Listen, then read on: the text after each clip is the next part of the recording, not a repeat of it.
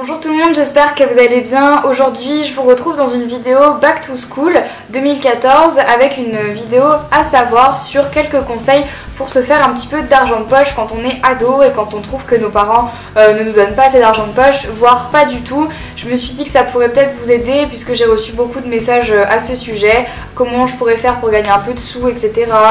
J'aimerais bien pouvoir m'acheter ça mais j'ai pas assez d'argent, est-ce que tu as des conseils? Donc oui, j'en ai pas mal mais je les ai pas tous expérimentés. À vous après de faire votre propre expérience, j'en ai répertorié beaucoup mais ce sera à vous de tester. Mais vous pouvez d'ores et déjà laisser en commentaire vos petits trucs et astuces pour se faire un petit peu d'argent de poche. Je parle bien d'argent de poche ici, non pas de gagner de l'argent comme un salaire puisque les montants ne seront pas extrêmes, mais en tout cas vous pourrez gagner de quoi vous acheter des choses qui vous font plaisir. Alors le premier conseil c'est le plus connu mais c'est celui en fait qui marche encore le mieux je trouve, il s'agit du babysitting, vous vous en doutez. Donc le babysitting, je sais que vous allez me le demander, mais on peut le faire à partir du moment où on est capable de se gérer nous-mêmes. Je pense que 14 ans ça me semble pas mal. Moi j'ai commencé à faire du babysitting à 14 ans, mais bon j'étais déjà assez mature à cet âge là donc c'est pour ça. Mais je sais que c'est facile de dire genre va faire du babysitting quand on n'a pas les contacts. Donc moi mes petites astuces pour trouver des gens chez qui faire du babysitting, c'est premièrement, et ça c'est la meilleure des solutions à mon avis, c'est de demander aux amis de vos parents qui souvent ont des enfants, etc. Vous pouvez également demander à vos oncles et tantes s'ils ont des petits cousins, petites cousines qui habitent près de chez vous à garder, ou alors faire des petits mots et aller les déposer dans les boulangeries, les bureaux de tabac avec votre numéro de téléphone en disant bonjour, je m'appelle comme ça, j'ai tel âge, je suis apte à garder vos enfants, blablabla, blablabla. Enfin, vous faites une petite description de vous et puis vous mettez votre numéro de téléphone. Et comme ça, les gens, si jamais ils cherchent une babysitter, et ils seront dans la boulangerie, puis ils verront votre petit mot. Et souvent, les boulangeries ou même dans les halls d'immeubles, vous pouvez laisser des petits mots accrochés. Et je pense que c'est une bonne façon de se faire des contacts ou d'aller travailler chez des gens. Sinon, vous pouvez également tout simplement poser la question sur Facebook ou sur Twitter. Salut, j'aimerais bien faire du babysitting, est-ce que vous avez des personnes que je pourrais garder, etc. Donc les gens vont faire rentrer vous faire rentrer en contact avec des gens qui connaissent, qui ont peut-être besoin d'une babysitter. Et après ce sera à vous de faire la démarche, d'aller les voir, de vous présenter, de voir si le feeling passe bien parce que c'est très très important quand on fait du babysitting. Le babysitting vous pouvez en faire mais pas seulement pour les enfants, vous pouvez également en faire pour les animaux. Et donc là la démarche est exactement la même. Vous demandez dans les halls d'immeubles, dans les boulangeries, sur internet, sur les réseaux sociaux pour garder des chiens ou des chats quand les gens ne sont pas là, d'aller donner à manger ou de simplement d'être là quand les maîtres ne sont pas là, tout simplement. C'est du babysitting sauf que ça marche pour les animaux. Le concept n'est pas encore trop instauré en France mais il commence de plus en plus. Je sais qu'aux États-Unis ça se fait énormément, ce serait bien qu'en France ça se fasse un peu plus, ça éviterait les abandons sur les autoroutes l'été des animaux. Si jamais vous voyez des pancartes vide-grenier, pensez à y participer, à aller vous inscrire et à faire le vide dans votre maison, des bouquins que vous ne voulez plus, des vieux objets qui vous pensez vont plaire aux gens tout simplement. Toutes les choses que vous ne voulez plus, des jeux de société, des petits trucs, enfin on a tous des choses dans la maison qu'on se dit ah faudrait que je le donne, je sais pas quoi en faire, des bibelots, des machins.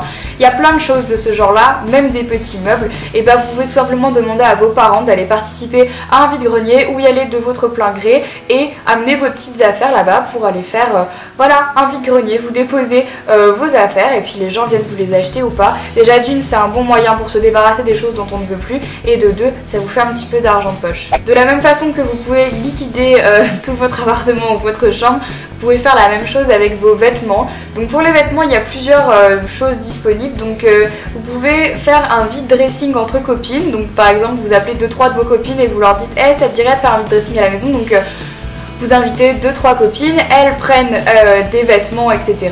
Et puis vous vous mettez ensemble et tout simplement vous vendez aux autres copines. Est-ce que ça t'intéresse, est-ce que ça t'intéresse, et par la même occasion vous pouvez racheter d'autres vêtements si jamais bien évidemment ça vous intéresse. Mais en tout cas ça je trouve que c'est vachement sympa de pouvoir faire une petite après-midi entre copines comme ça pour simplement vendre 2-3 vêtements. Mais si vous n'avez pas l'occasion de faire ce genre de choses, vous pouvez les vendre sur des sites. Maintenant il y en a de plus en plus style TikTok. Donc vous prenez en photo vos vêtements, vous les mettez sur internet et puis ensuite vous partagez les liens le lien de votre TikTok sur les réseaux sociaux et pour que les filles les achètent ou pas, et après ce sera à vous d'aller les envoyer etc. Mais voilà, pensez à vendre les vêtements que vous ne voulez plus puisque généralement c'est comme vous voulez, soit vous les donnez à des associations qui en ont besoin, soit vous les vendez. Vous pouvez, de la même façon que pour le babysitting, proposer de promener les chiens ou les animaux des personnes âgées ou des personnes qui n'ont tout simplement pas le temps. Ça c'est très facile, de la même façon que tout à l'heure, vous posez vos petites annonces un petit peu partout sur internet, dans les boulangeries, etc. Voilà, je vous propose de promener votre chien tel jour, tel jour, tel jour. Et je sais qu'il y a beaucoup de personnes qui font ce genre de choses, surtout les personnes âgées, quand elles peuvent pas aller promener leurs animaux, et elles font appel à des personnes plus jeunes pour aller gambader le chien à leur place. Si vous avez votre BAFA, vous pouvez faire mono en colonie de vacances. C'est pas toujours rémunéré, mais l'avantage c'est que vous partez souvent en vacances gratuitement. Bien évidemment, il faut vous occuper des enfants, mais je sais que j'avais une copine qui faisait ça avec l'UCPA, et donc elle payait pas les voyages, mais en échange elle s'occupait des enfants, elle faisait mono de colo quoi. Et je trouve ça plutôt sympa si vous êtes un petit peu en dèche, vous savez pas où partir l'été, ou même pas forcément pendant l'été, mais pendant les vacances d'hiver, etc. Et vous pouvez toujours faire ce genre de choses. Déjà d'une, parfois vous serez payé, et si vous n'êtes pas payé, vous allez partir en vacances gratuitement. Moi je trouve ça plutôt cool, surtout si vous aimez le contact avec les enfants. Si vous êtes créative, vous pouvez créer vos propres petits bijoux, des bagues en pâte fimo, ou alors des petits bracelets en tressé, tressés en soie. Ça peut être vraiment super sympa à faire déjà pour vous, et ensuite vous pouvez le vendre à vos copines. Donc bien évidemment il ne faut pas en faire un commerce énorme, parce que forcément sinon il va falloir vous mettre en entreprise, etc., ce qui n'est absolument pas possible quand on a 15 ans. Mais voilà, si jamais vous aimez bien faire tout ça, n'hésitez pas à en créer plusieurs, à proposer à vos copines de leur faire quelques bracelets, etc. Pour 1, 2 euros, ça peut être pas beaucoup, mais en fait on se rend pas compte, mais 1 euro plus 1 euro plus 1 euro, etc. à la fin, et on se retrouve avec une petite somme. Donc voilà, si c'est un petit peu votre style, même de faire des dessins, etc., en tout cas de rendre des petits services artistiques à des gens, je pense que ça peut être plutôt sympa. Alors ça c'est une astuce qui m'a toujours un peu étonnée, mais je pense que ça dépend des familles dans lesquelles on a grandi. Moi j'avais beaucoup d'amis, vraiment, qui se faisaient payer par leurs parents pour faire le ménage dans la maison. Et ça m'a toujours impressionnée, parce que moi mes parents ils ont toujours trouvé ça normal qu'on fasse le ménage à la maison, et jamais on aurait été payé pour ça quoi. Donc je pense que ça dépend vraiment des familles, mais si vous êtes dans une famille sympa qui vous paye pour faire le ménage, vous pouvez proposer à votre maman de faire les vitres en échange de 2 euros, ou de faire le repassage en échange de 5 euros, bon bref. Moi j'ai jamais compris vraiment ce délire, mais c'est vrai que si jamais chez vous ça marche, et vous avez de la chance, parce que j'ai essayé avec mes parents, ça n'a jamais fonctionné, mais vous pouvez toujours essayer. Ce conseil là, c'est celui qui à mon avis va vous rapporter le plus d'argent, mais qui vous demande aussi pas mal d'investissement. C'est de proposer des cours de soutien à des enfants plus jeunes que vous. Donc si par exemple vous avez 15-16 ans, vous pouvez proposer des cours de soutien à des élèves de 6e.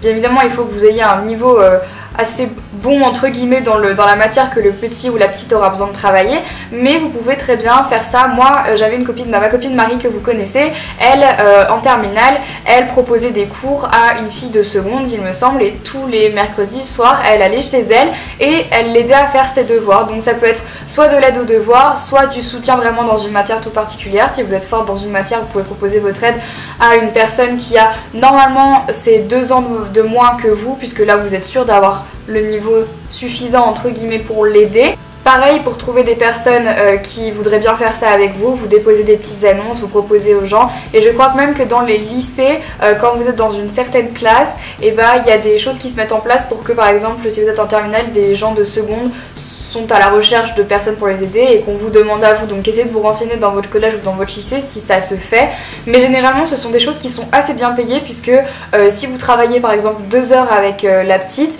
vous allez être payé aux alentours de 20 euros, puisque c'est 10 euros de l'heure environ.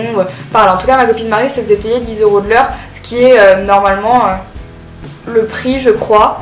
Après bien évidemment tout dépend de la personne avec qui vous travaillez, et c'est à vous d'après de négocier les prix entre guillemets de combien vous voulez être payé à l'heure, mais en tout cas ça rapporte quand même pas mal, et puis mine de rien ça vous fait travailler vous, d'aider les personnes aux devoirs. Moi je trouve que c'est vraiment une bonne solution. Voilà tout le monde, cette vidéo est terminée. Je sais qu'il n'y a pas énormément de conseils, mais il faut dire aussi que c'est pas super simple de se faire de l'argent quand on est ado, mais j'espère qu'en tout cas que ces conseils pourront vous aider. Si vous en avez d'autres, surtout n'hésitez pas à les partager en commentaire avec les autres abonnés, puisque bien évidemment on est une communauté, on s'entraide. Si vous avez des idées, dites-le, parce que je pense que ça peut en aider plus d'une. C'est vrai que quand nos parents nous donnent pas beaucoup d'argent de poche et qu'on voit toutes nos copines avec plein de choses, on a envie de s'acheter des petits trucs. Ce que je peux complètement comprendre, moi j'étais dans le même cas et c'est vrai qu'on est toujours un petit peu à la recherche voilà, de se faire de l'argent un petit peu à droite à gauche et donc n'hésitez pas à nous dire tout ça en commentaire. Après bien évidemment si vous êtes plus âgé vous pouvez faire des jobs d'été,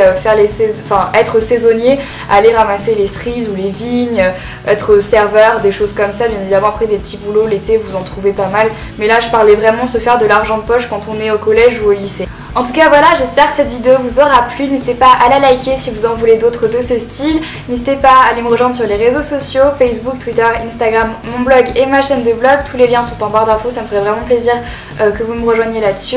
Enfin bref, voilà, quoi qu'il en soit, bah écoutez, je vous embrasse très très fort et puis je vous retrouve très bientôt dans une prochaine vidéo. Ciao!